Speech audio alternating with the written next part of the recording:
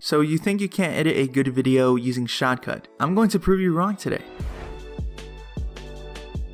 Okay, so some context. Around every year, I release a full Shotcut beginner's tutorial, but this year is going to be different. I'm going to be challenging myself to edit a full video that I'm going to be releasing around next week, and you'll see every step of the way of my process, along with some tips that I'll be sharing as well. So if you're a complete beginner or already know how to edit on Shotcut, this should still help you. Now, I haven't used Shotcut to edit my videos in a really long time, so this should be interesting. But anyway, let's get started. Alright, so as you can see, we're in Shotcut and I have everything pretty much ready to go. I got every single clip and file that I'm going to be using, including audio files, as well as some sound effects, lower thirds, and all the elements that I usually use in my videos.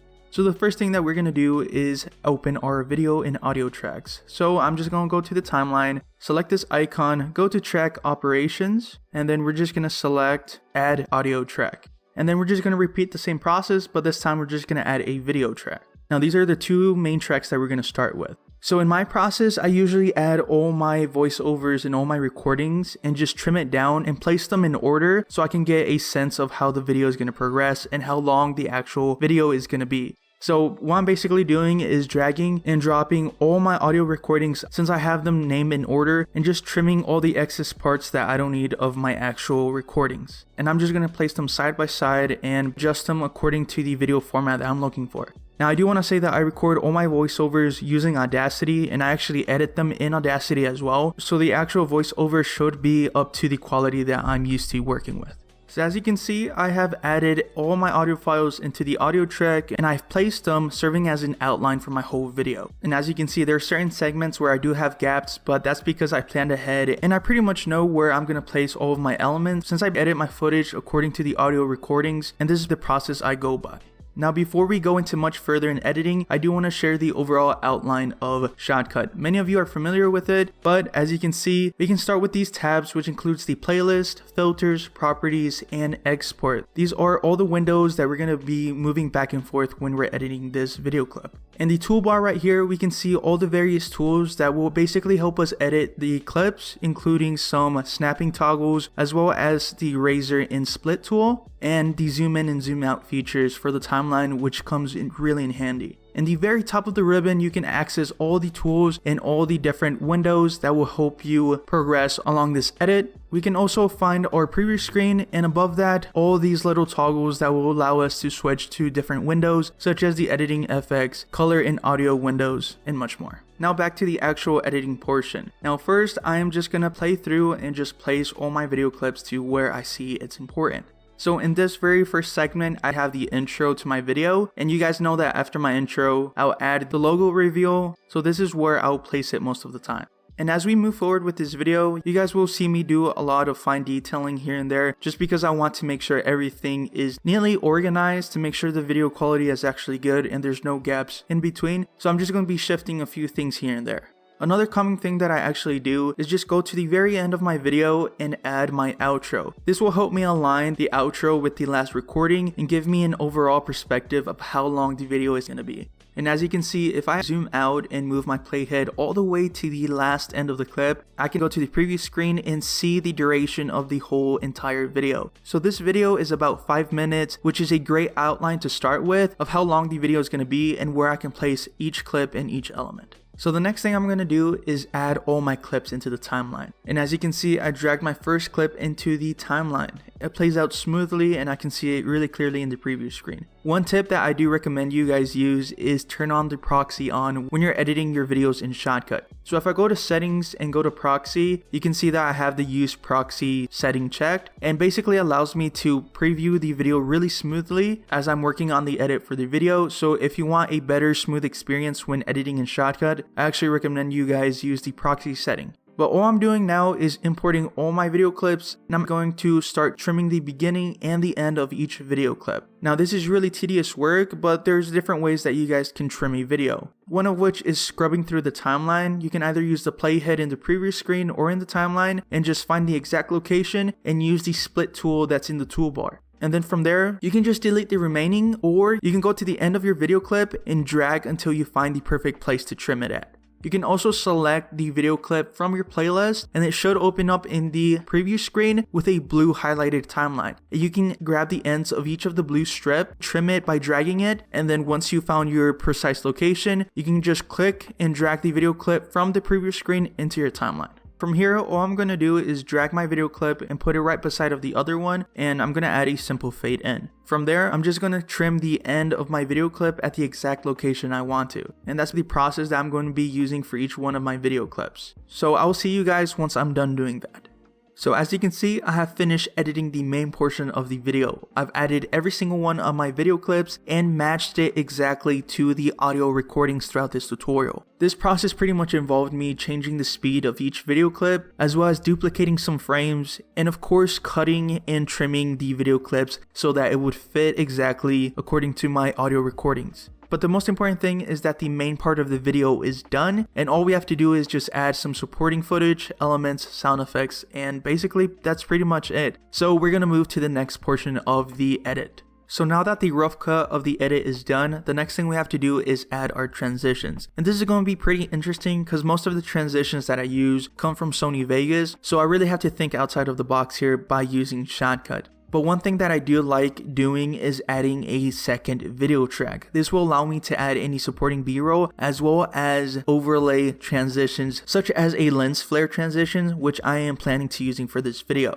In order to get started, we're just going to go back to the timeline icon and add a video track. Now from here, we're going to start adding transitions into the most important parts of the video whenever there's a different scene crossing. So for example, in these two parts, there are different segments of the video that I want to add a transition to. So one thing that I am going to use here at first is adding a lens flare to cover up that cut in between both of these clips. Now these lens flares, you can find it for free either on YouTube or Google if they offer any lens flare packs. But all I have to do is drag and drop it right in between both of the clips. And as you can see, this was exporting using either QuickTime or a transparent background, so I don't have to use any green screen or keying out effects for this one. I can just drag and drop it and use it pretty much easily. So from here, I am just going to add some subtle changes to the file. I'm going to increase the speed of it, as well as trim some parts of the lens flare so it's not too long and too distracting. But I do want the strongest point of the lens flare to cover that scene transition. So I am going to be doing a lot of quick changes here in order to get this lens flare exactly where I want it.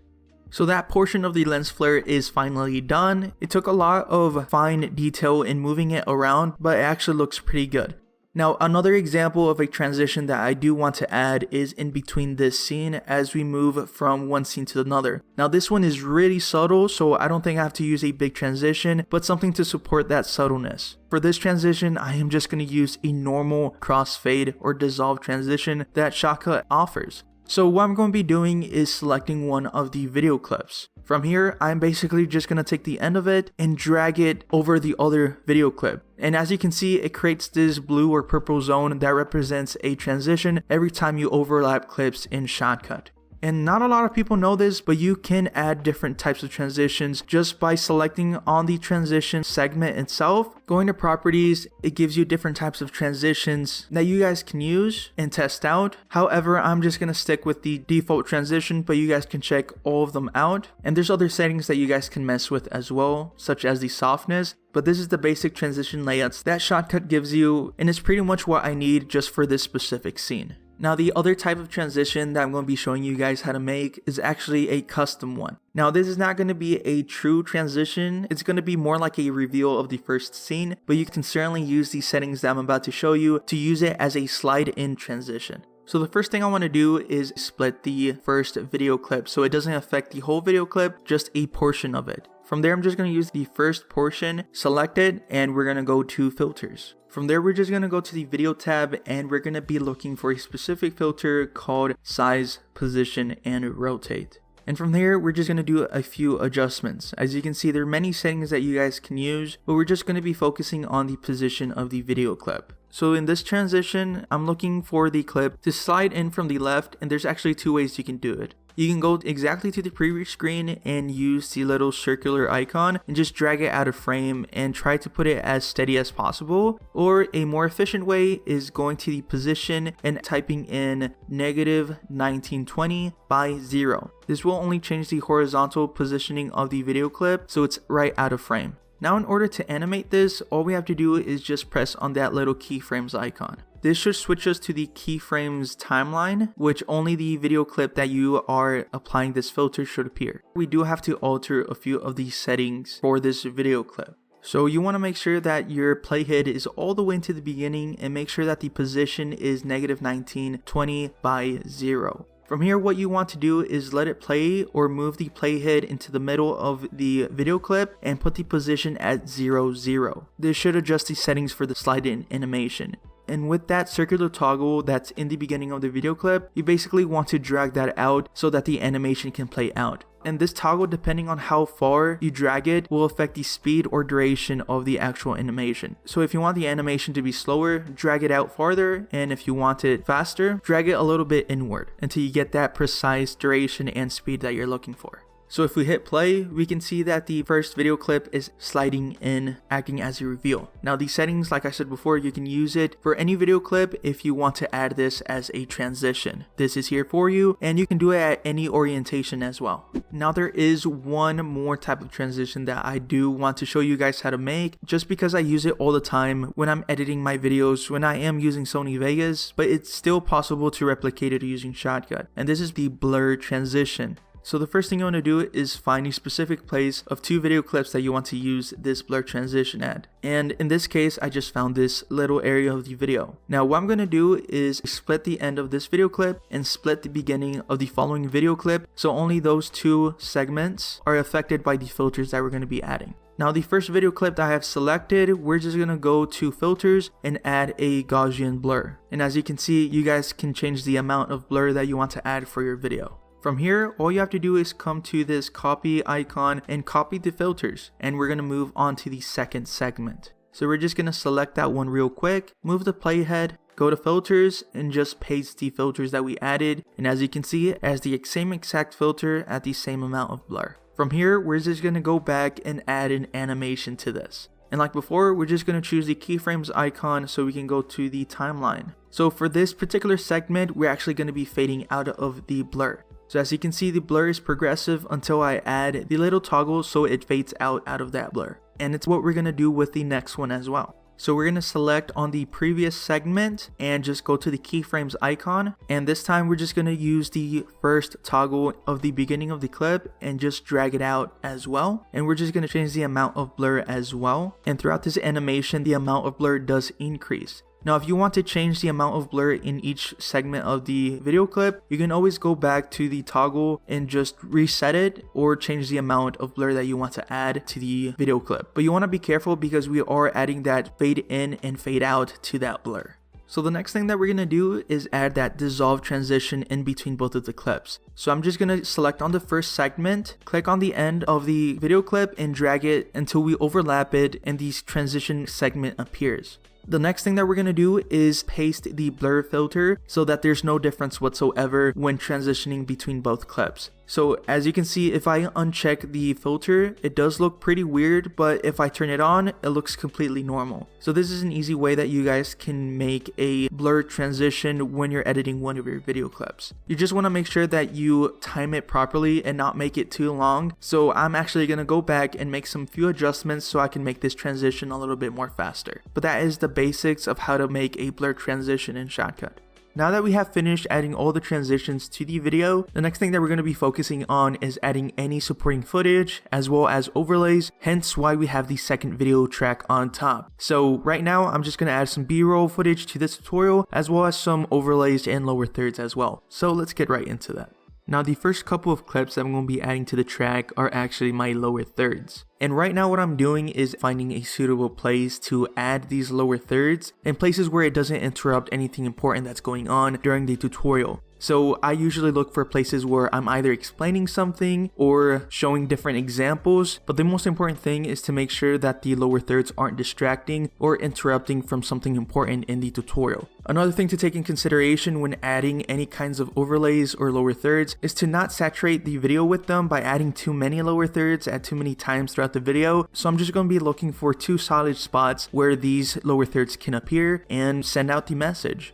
So now that that is done, the next thing that I'm going to be adding is some B-roll or supporting footage in this segment of the tutorial. And all I have to do is just drag my footage and place it exactly where I want it. And I'm just going to be adding some few adjustments like always by increasing the speed and trimming out parts of the video clip so it's not too long, taking up the entire segment. The purpose of B-roll is for it to be a supporting footage of the topic that you're talking about. So I am just going to be adding some few adjustments. Now, one thing that I have considered when we're talking about the transitions between the main video clip and your B-roll footage is that I have decided just to leave it as a hard cut. However, towards the end of the B-roll clip, I do want to add a slide out transition. So I'm just going to zoom in on my timeline, select the footage, and I'm going to split it towards the end so only the split segment is affected. From there, I'm just going to select the last portion of the video clip, go to filters, and I'm just going to add a size, position, and rotate filter. And we're going to go through the same process again. I'm going to adjust the position settings to -1080, and I am going to the keyframes timeline. And like always, just drag the toggles out so that the animation can play out smoothly.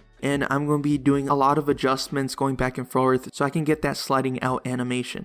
Now the last thing that I want to add into this video track is a title card. Now the way that I'm going to be doing this is I am going to drag and drop a animated background and I'm going to be adding a text filter onto it so that it's just one element and I can do any adjustments from there. Now I'm just going to drag and drop the video clip or the animated background into the timeline at the exact moment where I know I am introducing a new topic. And this can also be considered as B-roll as well since it's supporting the main point of the video. And from here I'm just going to select on the clip, go to filters, and we're going to be looking for a filter called Text Simple. And as you can see, there are a whole lot of settings that you guys can use in order to customize the text and the effects of the text as well. So I'm just going to write out whatever I need to write out in this title sequence, change the font as well as the font style and the size while I'm at it, so I can just adjust it and have it however I want the title sequence to appear, and you guys can do the same thing. There's many settings that you can take advantage of, as well as resizing and positioning the text wherever you find it to suit the best for you. So just explore these settings for future references so you guys can make your own text effects as well. So now that that is done, we can see that the text as well as the background is just one element. And what I'm going to be doing is trimming it down so it fits the narrative of my video, because you don't really want to have your title card or title sequences to be too long, but we're just going to trim it off and add some new elements as well. So I'm just going to select it and then go back to filters, and we're going to add some few transitions. So we're going to go back to the size, position, and rotate filter. And what I am thinking for this is adding a slide up transition and a slide down transition so it can just appear and then slide out of the frame as well. We're just going to be following the exact process like we've done before by adjusting it, going into the keyframes, and adding some animation to this. And you guys can see the whole process as well as I'm doing it right now. So as you can see, I'm constantly changing the settings for the position so it can slide in and slide out, and even throughout the video. So one thing that you want to make sure is that each position is different in the 3 different points of the video clip. So the position for the middle is actually 0, 0 because it's in frame. However, towards the beginning of the frame, it's basically going to slide in, and you just have to adjust for your settings, which is 1080, and we're just going to replicate that for the end slide out as well. But it's a relatively easy effect to achieve, and all you have to do is basically measure it out depending on how fast or how slow you want the transition to be. Alright, so we have come to a point where all our footage and the main part of our video is edited, something like that. We have finished editing all the footage, and all we have to focus on is the editing portion of the audio, which I'll start by teaching you guys how to detach your audio off a video clip. So we're just going to use this video clip as an example. So if you want to detach your audio for editing purposes, all you have to do is just select on the video clip, right click, go to more, and then just choose detach audio. And then from there, a new audio track should appear right underneath it with the audio segment of your video clip. And then from there, you guys can choose whatever you want to do with it. You can treat it as a separate element and add some filters to it, or if you don't need it at all, just delete it and everything will be fine. But that is the process that you guys can detach and delete audio from your footage if you don't want it there in the first place. However, for the rest of the audio files that we're going to be adding is essentially just 2 things. I'm going to be adding some sound effects to this video as well as some background music. Now, you guys know that I like to keep my timeline organized and to know where every element and clip is at, so I'm just going to be adding some additional audio tracks, but I'm going to do it a little differently. And this is a quick tip for you guys if you want to add any video track or audio track in between two existing tracks. So all you have to do is just select the track, in this case the audio track, right click, go to track operations and select on insert track. And as you can see, a new audio track has appeared right in between my main audio and my main video. And I like to separate these two because this is the audio track that I'm going to be using to add some sound effects. It just helps me align the sound effect closer to the video so I can have a more precise measure. And from here, I'm just going to select on the sound effect and I'm going to find the exact moment I want it to start. And I'm just going to trim it as well. And then from there, I'm just going to click and drag from the previous screen and put it right towards my audio track to the beginning. And all I'm going to do is just trim it, add some filters and increase the speed of it just to mess around. And you guys can do the exact same thing with any sound effects that you're planning to use. It just takes a lot of time to get these elements right and to time it perfectly, but you guys get the process by now. Alright, so the last thing that I'm going to be adding to this edit is some background music. So we're just going to go back to track operations and then add a audio track. I usually like to add the background music as my very last track since it basically encompasses the whole video, and I like to leave this at the end so it doesn't really distract me while I'm editing the whole video. But now that we got our track open, all I'm going to do is select on the background music file that I've chosen and just drag it and drop it right in there. So now that that is ready to go, all I'm going to do is just select on the audio file, go to filters, go to the audio tab, and we're going to add a gain and volume filter. Now this is really important when it comes to controlling the audio volume to the background music. Since this is an actual tutorial that I'm working on, I really want to adjust it carefully so it's not overpowering my commentary. I usually always use this particular setting in all my videos for consistency, and it's actually not too loud to a point where it's distracting. But other than that, I'm just going to add a simple fade in audio filter by clicking on the little toggle and just dragging it out. And I'm just going to play it back and forth to listen to it to see if I have to make any adjustments. It's a lot of fine details that you have to pay attention to, but the end result is actually pretty good. Alright, so I finished editing all the audio for my background music, and it involved a lot of mixing and matching, as well as adding some transitions here and there, but overall the tempo and beat fit really well with the video. But other than that, we can get started with the next part of this edit. So I've finished the editing process of this video and it's good to go. Now the last thing that I have to do is export it. But before that, I do want to turn off the proxy setting just in case and just export this as normal. Once that is done, we can export the video. You can go to the export icon all the way at the top ribbon or just choose the export tab here in the bottom. And as you can see, it presents you with a lot of presets that you guys can choose, such as the H.264 option, the YouTube option, or even a default or custom option. It doesn't really matter what preset you go with, as long as you know what settings are good for your video. From here, we want to export from the timeline, so make sure you have that selected. From here, we can go to the advanced option and just go through this one by one. So as you can see, you can copy all these settings down because these are the settings that are matched to my video, as the resolution, aspect ratio, the frames per second, and all the options that I have here are specifically to this video, but you guys can use it as well. Now what I do like to add is parallel processing, and that's only on certain occasions, but for this video, I guess we can use that. The codec, we're just going to leave that at default. I've used it before and it gives me pretty good results. The rate control, we're going to leave it at quality based VPR, and everything else you guys can leave it at default, unless if you know a little bit more about exporting settings and what works for you. If you already have a process, then you can just go with that. Now the audio settings, I do match it to the audio recordings that I've had exported from Audacity, but you guys can copy these settings or leave the default ones that you have. And that's pretty much it. You guys can use a custom preset, the YouTube preset, and just make sure the settings look correct to you. And from there, we can just choose export file, name the title of your video, and save it into whatever folder that you guys want to save it to. From there, we just hit save and a new jobs window should appear and the exporting process should start.